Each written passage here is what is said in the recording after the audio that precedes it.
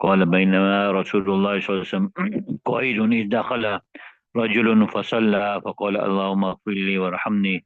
فقال رسول الله صلى الله عليه وسلم عجلت أيها المصلي إذا صليت فقعدت فاحمد الله بما هو أهله وصل عليه ثم ادعوه. قال ثم صلى رجل آخر بعد ذلك فحمد الله وصلى على النبي صلى الله عليه وسلم فقال له النبي صلى الله عليه وسلم أيها المصلي ادعو تجب. رواه الترمذي ورواه أبو داود والنسائي نحوه. Nabi Fudala ibn Ubayr radiallahu anhu said, once Rasulullah was sitting when a man entered and he recited Salah, and in the end of the Salah he said, oh Allah, forgive me and have mercy on me. So Nabi Kareem said, you have hastened, O Musalli. When you recite Salah, then you sit, then praise Allah subhanahu wa ta'ala with that which is appropriate for him. And send durood upon me, then make dua. He said, then another man read Salah after that, and he praised Allah subhanahu wa ta'ala, and he sent durood upon Nabi sallallahu alaihi wasallam. So Nabi Kareem sallallahu alaihi wasallam said, O Musalli, make dua, you will be, your dua will be responded to. Narrated by Tirmizi and Abu Dawud and Nasai also similar. وعن عبد الله بن مسعود رضي الله قال كنت أصلي والنبي صلى الله عليه وسلم حاضر وأبو بكر وعمر رضي الله عنهما معه. فلما جلست بدأت بالثناء على الله تعالى ثم الصلاة على النبي صلى الله عليه وسلم ثم دعوت لنفسي فقال النبي صلى الله عليه وسلم سل تعطى سل تعطى. رواه الترمذي. Abdullah ibn Mas'ud radiallahu anhu, he said that I was reciting Salah and Nabi Akram was present, and as Abu Bakr radiallahu anhu and Hazrat Umar radiallahu anhu was with him. So when I said, I began with praises upon Allah subhanahu wa ta'ala, then with durood upon Nabi Kareem sallallahu alaihi wasallam, then I made dua for myself. Then Nabi Kareem said, ask, you will be given. Ask, you will be given. So there's a tartib. First praise upon Allah subhanahu wa ta'ala with at-tahiyyat, right? And then durood Ibrahim, and then dua at the end, right? Al-Fasl Thalith.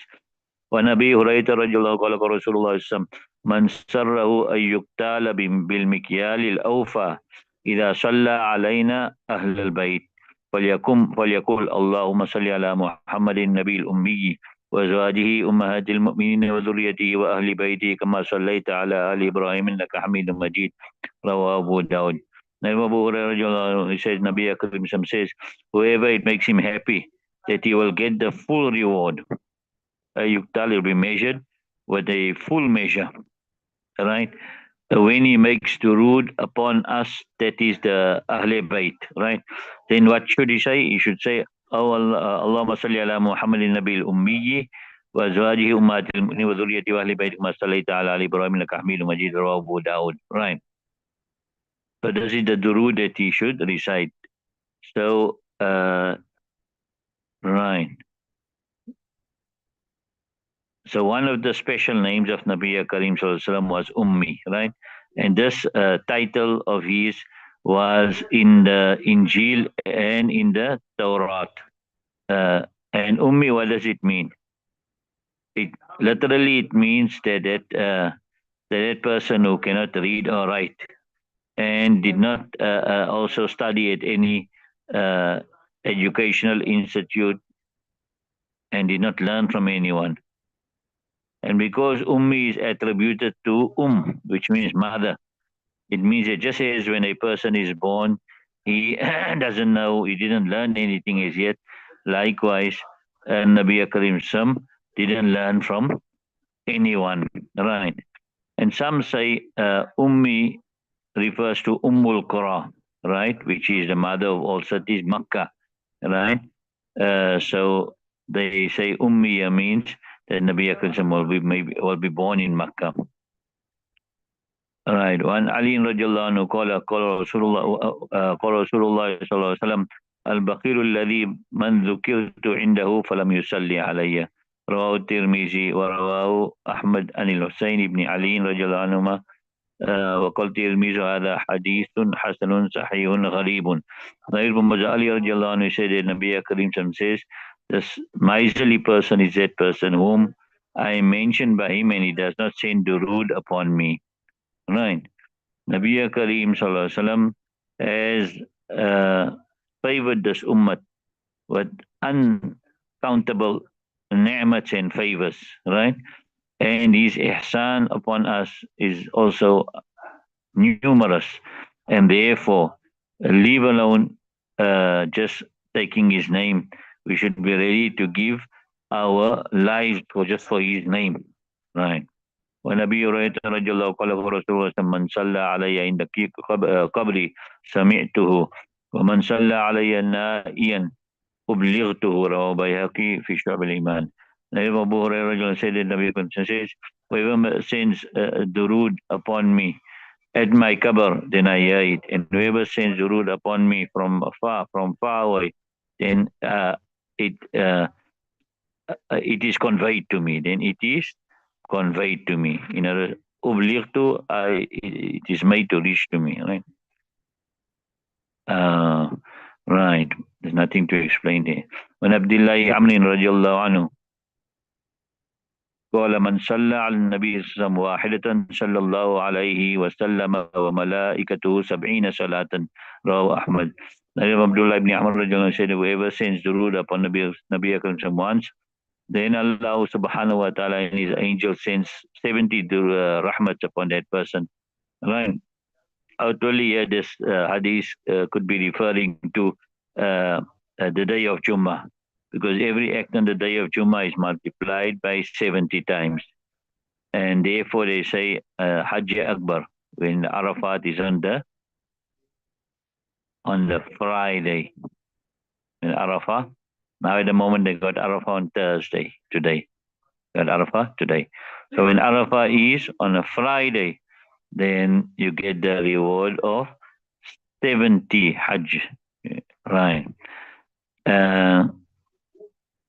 Although this hadith is mawkuf on Abdullah ibn Amr radiallahu anhu, but uh, it is highly probable, most probable that he heard this from Nabi Kareem sallallahu alaihi wasallam.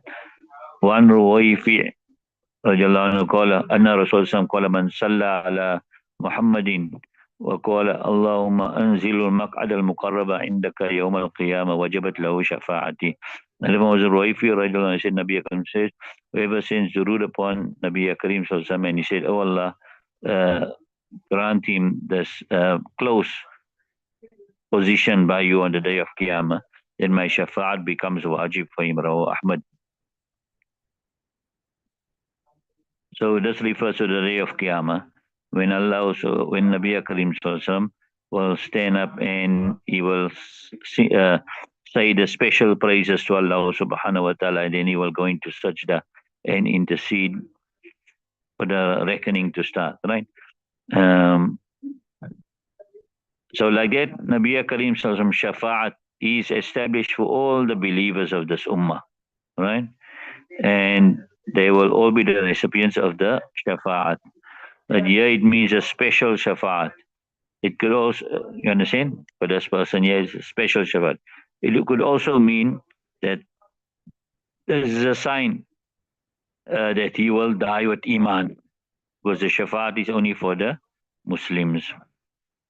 Right, now what I need your kitab for this next hadith. Where is it? Right. One Umar ibn al-Khattab, I got Abdul Rahman ibn Auf. Yeah, one Abdul Rahman ibn Auf radiallahu anhu, خرج رسول حتى دخل نخلا فسجد فأطال السجود حتى خشيت أن يكون الله تعالى قد توفاه. قال فجئت أنظر فرفع رأسه فقال ما لك فذكرت له ذلك فقال إن جبرائيل عليه السلام قال لي ألا أبشرك أن الله عز وجل يقول لك من صلى عليك صلاة صليت عليه ومن سلم عليك سلمت عليه. رواه أحمد. Abdul Rahman ibn Auf said Nabi Akram came out until he entered the orchard. Then he made sajda. Then he lengthened the sujood until I feared that Allah subhanahu wa ta'ala had taken taken his soul. And then he said, then I came to look. So then he raised his hands and said, what's wrong? So I mentioned to him that I feared it. You passed away, right? So he said that Jibreel Islam came and he said to me, shall I not give you the glad tidings that indeed Allah subhanahu wa ta'ala says to you that whoever sends durood upon you once, I will send rahmat upon him. And whoever sends salam upon you, I will send salam upon him. Right. Right. So this hadith is also clear. The meaning is also clear there. All right. وعن عمر بن الخطاب رضي الله عنه قال إن الدعاء موقوف بين السماء والأرض لا يسعد منه شيء حتى تصلي على نبيك رواه الترمذي.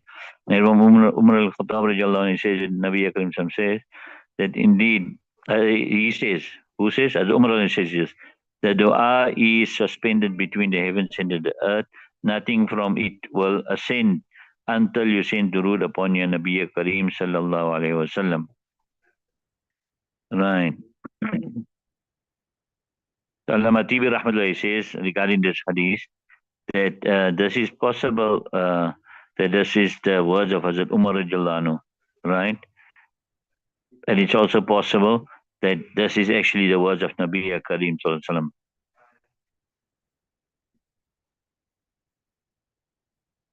However, the ulama says that such type of statement a person will not do from his own side.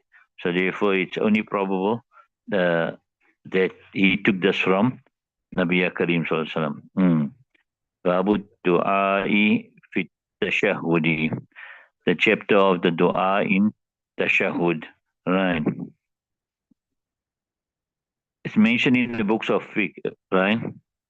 That after reading the attahiyat and the durud, then a person can make dua.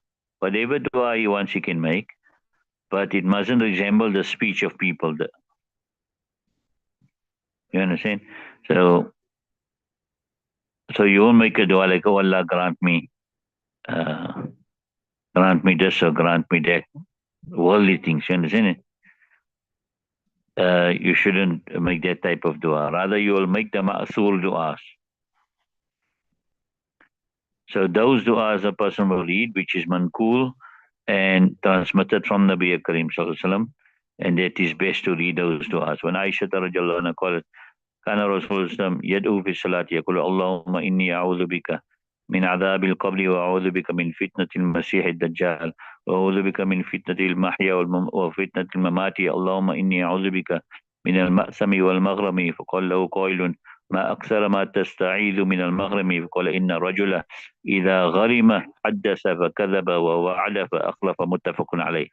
Aisha said that Nabi Karim used to make this dua in his salah. He used to say, oh Allah, I seek your protection from the punishment of the grave, and I seek your protection from the fitna of Dajjal, and I seek your protection from the fitna of life and the fitna of death, and I seek your protection from sins and credit. Then a person said to him that how many times you would seek protection from credit. So he says, indeed, a man, when he gets into credit, then he speaks and he speaks lies, and he makes promises and he breaks his promises. Right. So why do we say Masihud Dajjal, right? And we say Isa alayhi Islam is also Masih, right? So Masihud Dajjal comes from Mamsuh, meaning his eye is wiped out, right? And also it could also mean that he is far from all khair and barakah, right? And Isa alayhi salatu wasalam, he's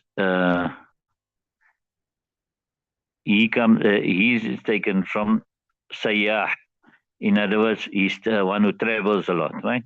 And as at Isa alayhi salatu wasalam, we find that he, when he will come down again, he will be governing the earth and he will be traveling a lot. Right. And then they have fitna of the life, right? Where a person he'll be trialed and he'll have difficulties, and that's where he'll have to observe sabr and happiness with the decree of Allah subhanahu wa ta'ala. And he shouldn't do those things that will take him off the road of the correct path. And fitna of the maut will mean at the time of death, uh, the shaitan will try and snatch away a person's iman. So you seeking protection from death. And then also at the time of munkar and nakir, and then also the azab qabr, and also the azab of the year after. Right. Then we have, yeah. So then they did discussion about the curse. Why you seek protection from sin also, and you seek protection from curse, right? So although it's permissible to take curse, but generally we find what happens is when a person takes curse, then he can't pay it back. And when you can't pay it back, then you speak lies, and you promise and you break your promises. Leave it alone.